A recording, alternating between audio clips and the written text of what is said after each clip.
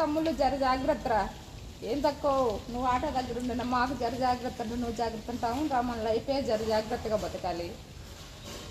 అరే తమ్ముళ్ళు, ఈ ఆటోని కానీ డ్యూలు నేను కట్టకపోతే ఎప్పుడో తీసుకెళ్ళేవాళ్ళు నేను. కాబట్టి కష్టపడి డ్యూలు కట్టబట్టి ఇవాళ నిలబెట్టా. అదే మా ఆయన మీద కానీ ఆధారపడి ఉంటే మా ఆయన ఈ ఆటో కూడా ఇక్కడ ఉండిచ్చేవాడు కాదు, ఎప్పుడో పైలాంచాలు తీసుకోబోయేటట్టు చేసేవాడు. అంటే మనం ఒక వస్తువు తీసుకున్నాక అది మనం నిలబెట్టుకోవాలని ఆడవాళ్ళకైనా ఉంటుంది, లేదా మగవాళ్ళకైనా ఉంటుంది. కానీ మా ఆయనకైతే లేదు, నాకైతే ఉంది. కాబట్టి దీన్ని నిలబెట్టేసా. 5 డ్యూలు మాత్రం ఆయన కట్టాడు, మిగతా అన్నీ నేనే కట్టాను కాబట్టి ఈ ఆటో ఇక్కడ ఉంది. అందుకని నేను ఇదంతా బాగా చేయించాను. దీన్ని ఖచ్చితంగా నా కష్టం రావాలి, మంచి రేటుకి అమ్ముకోవాలని ఇలా పెట్టున్నాను. ఎవరైనా నాలాగా ఆడపిల్లలు కష్టపడే వాళ్ళు ఉంటే నన్ను ఫాలో అవ్వండి, నేను సపోర్ట్ చేస్తాను.